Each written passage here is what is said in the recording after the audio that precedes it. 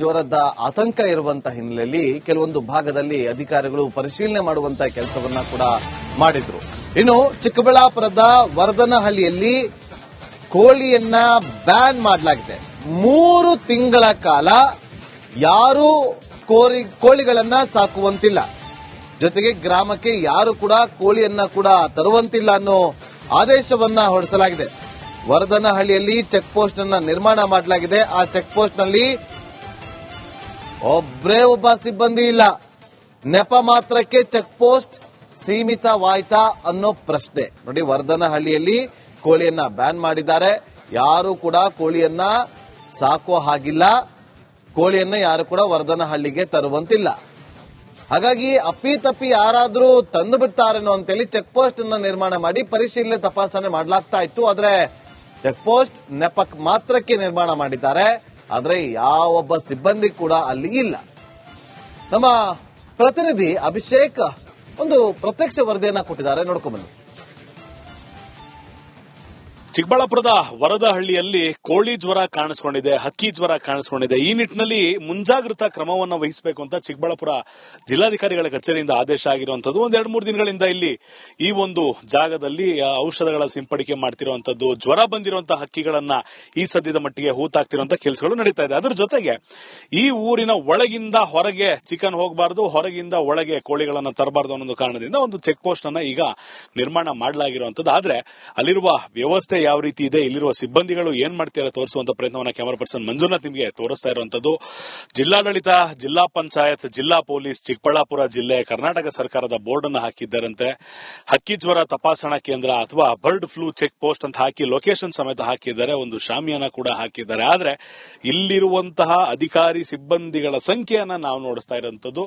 ವಾಸ್ತವದಲ್ಲಿ ಭಾನುವಾರ ಬೆಂಗಳೂರು, ಚಿಕ್ಕಬಳ್ಳಾಪುರ ಸೇರಿದಂತೆ ರಾಜ್ಯದಲ್ಲಿರುವಂತಹ ಒಂದು ಅಭ್ಯಾಸ ಏನು, ಭಾನುವಾರ ಅಂದ್ರೆ ಮನೆಯಲ್ಲಿ ಬಾಡ್ ತಿನ್ಬೇಕು. ಬಾಡ್ ತಿನ್ನುವಂತ ಸಂದರ್ಭದಲ್ಲಿ ಸೇಲ್ಸ್ ಚೆನ್ನಾಗುತ್ತೆ. ಇದೇ ಸಂದರ್ಭದಲ್ಲಿ ಸಮ್ಮರ್ ಅಲ್ಲಿ ಕೋಳಿ ಜ್ವರ ಬಂದಿದೆ. ಅದು ಆಂಧ್ರ ಹಾಗೂ ತೆಲಂಗಾಣ ಸುತ್ತಮುತ್ತ ಬಾರ್ಡರ್ ಗಳಿಂದ ಬಂದಿರುವಂತದ್ರಿಂದ ನಮ್ಮ ಬೆಂಗಳೂರಿಗೆ ಆಸ್ಪಾಸ್ನಲ್ಲಿರುವಂತಹ ಜಿಲ್ಲೆಗಳಲ್ಲಿ ತೀವ್ರ ನಿಗಾವನ್ನ ವಹಿಸಬೇಕು ಅನ್ನೋದು ಈಗ ಸೂಚನೆ ನೀಡಲಾಗಿರುವಂತದ್ದು. ಆದ್ರೆ ಇವತ್ತು ಭಾನುವಾರ, ಇವತ್ತು ಚಿಕ್ಕಬಳ್ಳಾಪುರದ ಅನೇಕ ಸ್ಥಳಗಳಲ್ಲಿ ಇಂದಿಗೂ ಚಿಕನ್ ಅನ್ನ ಮಾರ್ತಾ ಇರುವಂತದ್ದು. ಅದರ ಜೊತೆಗೆ ಅತಿ ಹೆಚ್ಚು ಕೋಳಿ ಜ್ವರ ಕಾಣಿಸಿಕೊಂಡು ಬಂದಂತ ವರದಹಳ್ಳಿಯ ಬೋರ್ಡ್ ನ ಪಕ್ಕದಲ್ಲಿದ್ದೇವೆ, ಚೆಕ್ ಪೋಸ್ಟ್ ನಲ್ಲಿದ್ದೇವೆ. ಈ ಚೆಕ್ ಪೋಸ್ಟ್ ಕೇವಲ ನಾಮಕಾವಸ್ಥೆಗೆ ಮಾತ್ರ ನಿರ್ಮಾಣ ಮಾಡಲಾಗಿದೆ ಅನ್ನೋದು ಪ್ರಶ್ನೆ ಕಾಡ್ತಿರುವಂತದ್ದು. ಯಾವ ವಾಹನ ಬರ್ತಿದೆ, ಯಾರು ಯಾವ ವಾಹನದಲ್ಲಿ ಕೋಳಿ ಸಾಗಣೆ ಮಾಡ್ತಿದೆ, ಚೆಕ್ ಮಾಡೋದಕ್ಕೂ ಕೂಡ ಕನಿಷ್ಠ ಒಬ್ರಿಲ್ಲ ಅಂದಾಗ ಇಲ್ಲಿರುವಂತಹ ಜ್ವರ ಹೊರಗಡೆ ಪಾಸ್ ಆಗುವಂತ ಸಾಧ್ಯತೆ ಇಲ್ವಾ ಅನ್ನೋ ಒಂದು ಪ್ರಶ್ನೆ ಮೂಡುತ್ತೆ. ಸೊ ಇಲ್ಲಿ ಸರ್ಕಾರದ ಅಧಿಕಾರಿಗಳಾಗಿರ್ಬೋದು, ಜಿಲ್ಲಾಧಿಕಾರಿಗಳ ಕಚೇರಿಯಿಂದ ಇರುವಂತಹ ಸಿಬ್ಬಂದಿ ಆಗಿರ್ಬೋದು, ಇಲ್ಲಿರುವಂತಹ ಆರೋಗ್ಯ ಇಲಾಖೆ ಅಧಿಕಾರಿಗಳಾಗಿರ್ಬೋದು, ಎಲ್ರಿಗೂ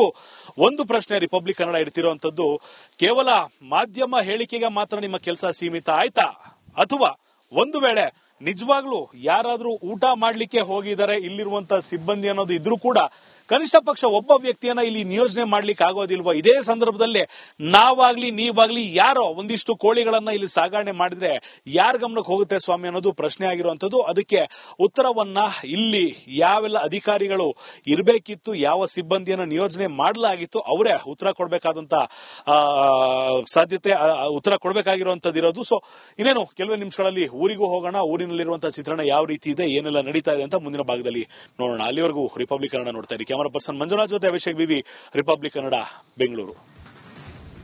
ಜ್ವರದ ಆತಂಕ ಇರುವಂತಹ ಹಿನ್ನೆಲೆಯಲ್ಲಿ ಕೆಲವೊಂದು ಭಾಗದಲ್ಲಿ ಅಧಿಕಾರಿಗಳು ಪರಿಶೀಲನೆ ಮಾಡುವಂತಹ ಕೆಲಸವನ್ನ ಕೂಡ ಮಾಡಿದ್ರು.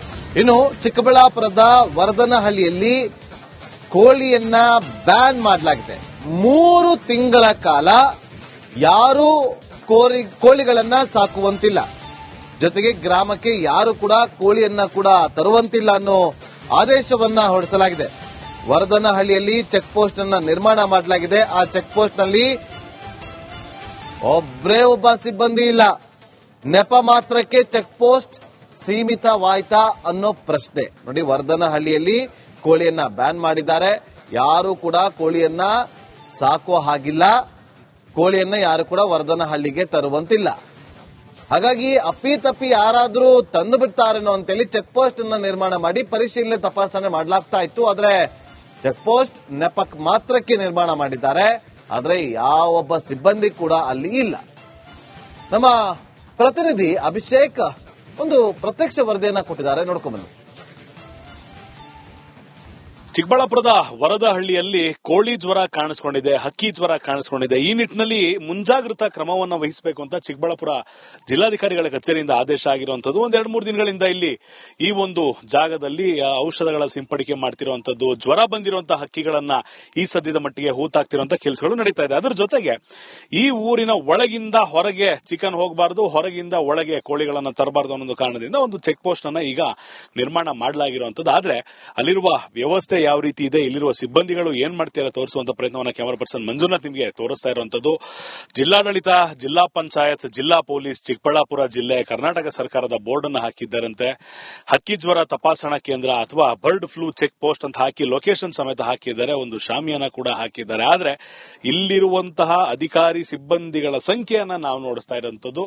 ವಾಸ್ತವದಲ್ಲಿ ಭಾನುವಾರ ಬೆಂಗಳೂರು, ಚಿಕ್ಕಬಳ್ಳಾಪುರ ಸೇರಿದಂತೆ ರಾಜ್ಯದಲ್ಲಿರುವಂತಹ ಒಂದು ಅಭ್ಯಾಸ ಏನು, ಭಾನುವಾರ ಅಂದ್ರೆ ಮನೇಲಿ ಬಾಡ್ ತಿನ್ಬೇಕು. ಬಾಡ್ ತಿನ್ನುವಂತ ಸಂದರ್ಭದಲ್ಲಿ ಸೇಲ್ಸ್ ಚೆನ್ನಾಗುತ್ತೆ. ಇದೇ ಸಂದರ್ಭದಲ್ಲಿ ಸಮ್ಮರ್ ಅಲ್ಲಿ ಕೋಳಿ ಜ್ವರ ಬಂದಿದೆ, ಅದು ಆಂಧ್ರ ಹಾಗೂ ತೆಲಂಗಾಣ ಸುತ್ತಮುತ್ತ ಬಾರ್ಡರ್ ಗಳಿಂದ ಬಂದಿರುವಂತದ್ರಿಂದ ನಮ್ಮ ಬೆಂಗಳೂರಿಗೆ ಆಸ್ಪಾಸ್ನಲ್ಲಿರುವಂತಹ ಜಿಲ್ಲೆಗಳಲ್ಲಿ ತೀವ್ರ ನಿಗಾವನ್ನ ವಹಿಸಬೇಕು ಅನ್ನೋದು ಈಗ ಸೂಚನೆ ನೀಡಲಾಗಿರುವಂತದ್ದು. ಆದ್ರೆ ಇವತ್ತು ಭಾನುವಾರ, ಇವತ್ತು ಚಿಕ್ಕಬಳ್ಳಾಪುರದ ಅನೇಕ ಸ್ಥಳಗಳಲ್ಲಿ ಇಂದಿಗೂ ಚಿಕನ್ ಅನ್ನ ಮಾರ್ತಾ ಇರುವಂತದ್ದು. ಅದರ ಜೊತೆಗೆ ಅತಿ ಹೆಚ್ಚು ಕೋಳಿ ಜ್ವರ ಕಾಣಿಸಿಕೊಂಡು ಬಂದಂತ ವರದಹಳ್ಳಿಯ ಬೋರ್ಡ್ ನ ಪಕ್ಕದಲ್ಲಿದ್ದೇವೆ, ಚೆಕ್ ಪೋಸ್ಟ್ ನಲ್ಲಿದ್ದೇವೆ. ಈ ಚೆಕ್ ಪೋಸ್ಟ್ ಕೇವಲ ನಾಮಕಾವಸ್ಥೆಗೆ ಮಾತ್ರ ನಿರ್ಮಾಣ ಮಾಡಲಾಗಿದೆ ಅನ್ನೋದು ಪ್ರಶ್ನೆ ಕಾಡ್ತಿರುವಂತದ್ದು. ಯಾವ ವಾಹನ ಬರ್ತಿದೆ, ಯಾರು ಯಾವ ವಾಹನದಲ್ಲಿ ಕೋಳಿ ಸಾಗಣೆ ಮಾಡ್ತಿದೆ, ಚೆಕ್ ಮಾಡೋದಕ್ಕೂ ಕೂಡ ಕನಿಷ್ಠ ಒಬ್ಬರಿಲ್ಲ ಅಂದಾಗ ಇಲ್ಲಿರುವಂತಹ ಜ್ವರ ಹೊರಗಡೆ ಪಾಸ್ ಆಗುವಂತ ಸಾಧ್ಯತೆ ಇಲ್ವಾ ಅನ್ನೋ ಒಂದು ಪ್ರಶ್ನೆ ಮೂಡುತ್ತೆ. ಸೊ ಇಲ್ಲಿ ಸರ್ಕಾರದ ಅಧಿಕಾರಿಗಳಾಗಿರ್ಬೋದು, ಜಿಲ್ಲಾಧಿಕಾರಿಗಳ ಕಚೇರಿಯಿಂದ ಇರುವಂತಹ ಸಿಬ್ಬಂದಿ ಆಗಿರ್ಬೋದು, ಇಲ್ಲಿರುವಂತಹ ಆರೋಗ್ಯ ಇಲಾಖೆ ಅಧಿಕಾರಿಗಳಾಗಿರ್ಬೋದು, ಎಲ್ರಿಗೂ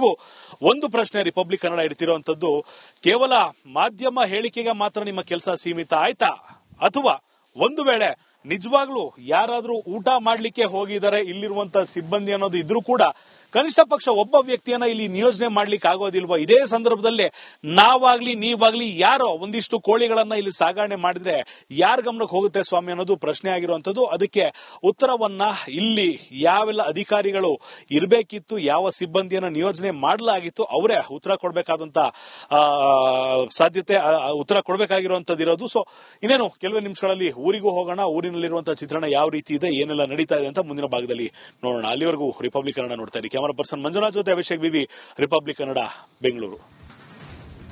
ಜ್ವರದ ಆತಂಕ ಇರುವಂತಹ ಹಿನ್ನೆಲೆಯಲ್ಲಿ ಕೆಲವೊಂದು ಭಾಗದಲ್ಲಿ ಅಧಿಕಾರಿಗಳು ಪರಿಶೀಲನೆ ಮಾಡುವಂತಹ ಕೆಲಸವನ್ನ ಕೂಡ ಮಾಡಿದ್ರು. ಇನ್ನು ಚಿಕ್ಕಬಳ್ಳಾಪುರದ ವರದನಹಳ್ಳಿಯಲ್ಲಿ ಕೋಳಿಯನ್ನ ಬ್ಯಾನ್ ಮಾಡಲಾಗಿದೆ.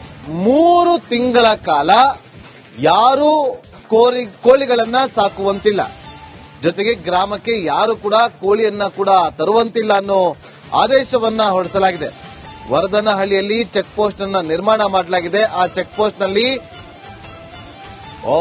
ಒಬ್ಬ ಸಿಬ್ಬಂದಿ ಇಲ್ಲ. ನೆಪ ಮಾತ್ರಕ್ಕೆ ಚೆಕ್ ಪೋಸ್ಟ್ ಸೀಮಿತವಾಯ್ತಾ ಅನ್ನೋ ಪ್ರಶ್ನೆ. ನೋಡಿ, ವರದನಹಳ್ಳಿಯಲ್ಲಿ ಕೋಳಿಯನ್ನ ಬ್ಯಾನ್ ಮಾಡಿದ್ದಾರೆ. ಯಾರು ಕೂಡ ಕೋಳಿಯನ್ನ ಸಾಕೋ ಹಾಗಿಲ್ಲ, ಕೋಳಿಯನ್ನ ಯಾರು ಕೂಡ ವರದನಹಳ್ಳಿಗೆ ತರುವಂತಿಲ್ಲ.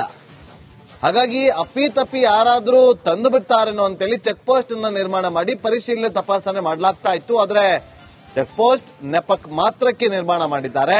ಆದ್ರೆ ಯಾವೊಬ್ಬ ಸಿಬ್ಬಂದಿ ಕೂಡ ಅಲ್ಲಿ ಇಲ್ಲ. ನಮ್ಮ ಪ್ರತಿನಿಧಿ ಅಭಿಷೇಕ್ ಒಂದು ಪ್ರತ್ಯಕ್ಷ ವರದಿಯನ್ನ ಕೊಟ್ಟಿದ್ದಾರೆ, ನೋಡ್ಕೊಂಡ್ಬನ್ನಿ. ಚಿಕ್ಕಬಳ್ಳಾಪುರದ ವರದಹಳ್ಳಿಯಲ್ಲಿ ಕೋಳಿ ಜ್ವರ ಕಾಣಿಸಿಕೊಂಡಿದೆ, ಹಕ್ಕಿ ಜ್ವರ ಕಾಣಿಸಿಕೊಂಡಿದೆ. ಈ ನಿಟ್ಟಿನಲ್ಲಿ ಮುಂಜಾಗ್ರತಾ ಕ್ರಮವನ್ನು ವಹಿಸಬೇಕು ಅಂತ ಚಿಕ್ಕಬಳ್ಳಾಪುರ ಜಿಲ್ಲಾಧಿಕಾರಿಗಳ ಕಚೇರಿಯಿಂದ ಆದೇಶ ಆಗಿರುವಂತದ್ದು. ಒಂದ್ 2-3 ದಿನಗಳಿಂದ ಇಲ್ಲಿ ಈ ಒಂದು ಜಾಗದಲ್ಲಿ ಔಷಧಗಳ ಸಿಂಪಡಿಕೆ ಮಾಡ್ತಿರುವಂತದ್ದು, ಜ್ವರ ಬಂದಿರುವಂತಹ ಹಕ್ಕಿಗಳನ್ನ ಈ ಸದ್ಯದ ಮಟ್ಟಿಗೆ ಹೂತಾಕ್ತಿರುವಂತ ಕೆಲಸಗಳು ನಡೀತಾ ಇದೆ. ಅದರ ಜೊತೆಗೆ ಈ ಊರಿನ ಒಳಗಿಂದ ಹೊರಗೆ ಚಿಕನ್ ಹೋಗಬಾರದು, ಹೊರಗಿಂದ ಒಳಗೆ ಕೋಳಿಗಳನ್ನ ತರಬಾರದು ಅನ್ನೋ ಕಾರಣದಿಂದ ಒಂದು ಚೆಕ್ ಪೋಸ್ಟ್ ಅನ್ನ ಈಗ ನಿರ್ಮಾಣ ಮಾಡಲಾಗಿರುವಂತದ್ದು. ಆದ್ರೆ ಅಲ್ಲಿರುವ ವ್ಯವಸ್ಥೆ ಯಾವ ರೀತಿ ಇದೆ, ಇಲ್ಲಿರುವ ಸಿಬ್ಬಂದಿಗಳು ಏನ್ ಮಾಡ್ತಾರೆ ತೋರಿಸುವಂತ ಪ್ರಯತ್ನವನ್ನ ಕ್ಯಾಮರಾ ಪರ್ಸನ್ ಮಂಜುನಾಥ್ ನಿಮಗೆ ತೋರಿಸ್ತಾ ಇರುವಂತದ್ದು. ಜಿಲ್ಲಾಡಳಿತ, ಜಿಲ್ಲಾ ಪಂಚಾಯತ್, ಜಿಲ್ಲಾ ಪೊಲೀಸ್, ಚಿಕ್ಕಬಳ್ಳಾಪುರ ಜಿಲ್ಲೆ, ಕರ್ನಾಟಕ ಸರ್ಕಾರದ ಬೋರ್ಡ್ ಅನ್ನು ಹಾಕಿದ್ದಾರಂತೆ. ಹಕ್ಕಿ ಜ್ವರ ತಪಾಸಣಾ ಕೇಂದ್ರ ಅಥವಾ ಬರ್ಡ್ ಫ್ಲೂ ಚೆಕ್ ಪೋಸ್ಟ್ ಅಂತ ಹಾಕಿ ಲೊಕೇಶನ್ ಸಮೇತ ಹಾಕಿದ್ದಾರೆ. ಒಂದು ಶಾಮಿಯಾನ ಕೂಡ ಹಾಕಿದ್ದಾರೆ. ಆದ್ರೆ ಇಲ್ಲಿರುವಂತಹ ಅಧಿಕಾರಿ ಸಿಬ್ಬಂದಿಗಳ ಸಂಖ್ಯೆಯನ್ನ ನಾವು ನೋಡಿಸ್ತಾ ಇರುವಂತದ್ದು. ವಾಸ್ತವದಲ್ಲಿ ಭಾನುವಾರ ಬೆಂಗಳೂರು, ಚಿಕ್ಕಬಳ್ಳಾಪುರ ಸೇರಿದಂತೆ ರಾಜ್ಯದಲ್ಲಿರುವಂತಹ ಒಂದು ಅಭ್ಯಾಸ ಏನು, ಭಾನುವಾರ ಅಂದ್ರೆ ಮನೆಯಲ್ಲಿ ಬಾಡ್ ತಿನ್ಬೇಕು. ಬಾಡ್ ತಿನ್ನುವಂತ ಸಂದರ್ಭದಲ್ಲಿ ಸೇಲ್ಸ್ ಚೆನ್ನಾಗಾಗತ್ತೆ. ಇದೇ ಸಂದರ್ಭದಲ್ಲಿ ಸಮ್ಮರ್ ಅಲ್ಲಿ ಕೋಳಿ ಜ್ವರ ಬಂದಿದೆ, ಅದು ಆಂಧ್ರ ಹಾಗೂ ತೆಲಂಗಾಣ ಸುತ್ತಮುತ್ತ ಬಾರ್ಡರ್ ಗಳಿಂದ ಬಂದಿರುವಂತದ್ರಿಂದ ನಮ್ಮ ಬೆಂಗಳೂರಿಗೆ ಆಸ್ಪಾಸ್ನಲ್ಲಿರುವಂತಹ ಜಿಲ್ಲೆಗಳಲ್ಲಿ ತೀವ್ರ ನಿಗಾವನ್ನ ವಹಿಸಬೇಕು ಅನ್ನೋದು ಈಗ ಸೂಚನೆ ನೀಡಲಾಗಿರುವಂತದ್ದು. ಆದ್ರೆ ಇವತ್ತು ಭಾನುವಾರ, ಇವತ್ತು ಚಿಕ್ಕಬಳ್ಳಾಪುರದ ಅನೇಕ ಸ್ಥಳಗಳಲ್ಲಿ ಇಂದಿಗೂ ಚಿಕನ್ ಅನ್ನ ಮಾರ್ತಾ ಇರುವಂತದ್ದು. ಅದರ ಜೊತೆಗೆ ಅತಿ ಹೆಚ್ಚು ಕೋಳಿ ಜ್ವರ ಕಾಣಿಸಿಕೊಂಡು ಬಂದಂತ ವರದಹಳ್ಳಿಯ ಬೋರ್ಡ್ ನ ಪಕ್ಕದಲ್ಲಿದ್ದೇವೆ, ಚೆಕ್ ಪೋಸ್ಟ್ ನಲ್ಲಿದ್ದೇವೆ. ಈ ಚೆಕ್ ಪೋಸ್ಟ್ ಕೇವಲ ನಾಮಕಾವಸ್ಥೆಗೆ ಮಾತ್ರ ನಿರ್ಮಾಣ ಮಾಡಲಾಗಿದೆ ಅನ್ನೋದು ಪ್ರಶ್ನೆ ಕಾಡ್ತಿರುವಂತದ್ದು. ಯಾವ ವಾಹನ ಬರ್ತಿದೆ, ಯಾರು ಯಾವ ವಾಹನದಲ್ಲಿ ಕೋಳಿ ಸಾಗಣೆ ಮಾಡ್ತಿದೆ, ಚೆಕ್ ಮಾಡೋದಕ್ಕೂ ಕೂಡ ಕನಿಷ್ಠ ಒಬ್ರಿಲ್ಲ ಅಂದಾಗ ಇಲ್ಲಿರುವಂತಹ ಜ್ವರ ಹೊರಗಡೆ ಪಾಸ್ ಆಗುವಂತ ಸಾಧ್ಯತೆ ಇಲ್ವಾ ಅನ್ನೋ ಒಂದು ಪ್ರಶ್ನೆ ಮೂಡುತ್ತೆ. ಸೊ ಇಲ್ಲಿ ಸರ್ಕಾರದ ಅಧಿಕಾರಿಗಳಾಗಿರ್ಬೋದು, ಜಿಲ್ಲಾಧಿಕಾರಿಗಳ ಕಚೇರಿಯಿಂದ ಇರುವಂತಹ ಸಿಬ್ಬಂದಿ ಆಗಿರ್ಬೋದು, ಇಲ್ಲಿರುವಂತಹ ಆರೋಗ್ಯ ಇಲಾಖೆ ಅಧಿಕಾರಿಗಳಾಗಿರ್ಬೋದು, ಎಲ್ರಿಗೂ ಒಂದು ಪ್ರಶ್ನೆ ರಿಪಬ್ಲಿಕ್ ಕನ್ನಡ ಇಡ್ತಿರುವಂತದ್ದು, ಕೇವಲ ಮಾಧ್ಯಮ ಹೇಳಿಕೆಗೆ ಮಾತ್ರ ನಿಮ್ಮ ಕೆಲಸ ಸೀಮಿತ ಆಯ್ತಾ, ಅಥವಾ ಒಂದು ವೇಳೆ ನಿಜವಾಗ್ಲೂ ಯಾರಾದ್ರೂ ಊಟ ಮಾಡ್ಲಿಕ್ಕೆ ಹೋಗಿದ್ದಾರೆ ಇಲ್ಲಿರುವಂತಹ ಸಿಬ್ಬಂದಿ ಅನ್ನೋದು ಇದ್ರೂ ಕೂಡ ಕನಿಷ್ಠ ಪಕ್ಷ ಒಬ್ಬ ವ್ಯಕ್ತಿಯನ್ನ ಇಲ್ಲಿ ನಿಯೋಜನೆ ಮಾಡ್ಲಿಕ್ಕೆ ಆಗೋದಿಲ್ವಾ? ಇದೇ ಸಂದರ್ಭದಲ್ಲೇ ನಾವಾಗ್ಲಿ ನೀವಾಗ್ಲಿ ಯಾರೋ ಒಂದಿಷ್ಟು ಕೋಳಿಗಳನ್ನ ಇಲ್ಲಿ ಸಾಗಣೆ ಮಾಡಿದ್ರೆ ಯಾರ ಗಮನಕ್ಕೆ ಹೋಗುತ್ತೆ ಸ್ವಾಮಿ ಅನ್ನೋದು ಪ್ರಶ್ನೆ ಆಗಿರುವಂತದ್ದು. ಅದಕ್ಕೆ ಉತ್ತರವನ್ನ ಇಲ್ಲಿ ಯಾವೆಲ್ಲ ಅಧಿಕಾರಿಗಳು ಇರಬೇಕಿತ್ತು, ಯಾವ ಸಿಬ್ಬಂದಿಯನ್ನ ನಿಯೋಜನೆ ಮಾಡಲಾಗಿತ್ತು, ಅವರೇ ಉತ್ತರ ಕೊಡಬೇಕಾದಂತ ಸಾಧ್ಯತೆ, ಉತ್ತರ ಕೊಡಬೇಕಾಗಿರುವಂತದ್ದು ಇರೋದು. ಸೊ ಇನ್ನೇನು ಕೆಲವೇ ನಿಮಿಷಗಳಲ್ಲಿ ಊರಿಗೂ ಹೋಗೋಣ. ಊರಿನಲ್ಲಿರುವಂತಹ ಚಿತ್ರಣ ಯಾವ ರೀತಿ ಇದೆ, ಏನೆಲ್ಲ ನಡೀತಾ ಇದೆ ಅಂತ ಮುಂದಿನ ಭಾಗದಲ್ಲಿ ನೋಡೋಣ. ಅಲ್ಲಿವರೆಗೂ ರಿಪಬ್ಲಿಕ್ ಕನ್ನಡ ನೋಡ್ತಾ ಇರಿ. ಕ್ಯಾಮರಾ ಪರ್ಸನ್ ಮಂಜುನಾಥ್ ಜೊತೆ ಅಭಿಷೇಕ್ ವಿವಿ, ರಿಪಬ್ಲಿಕ್ ಕನ್ನಡ, ಬೆಂಗಳೂರು.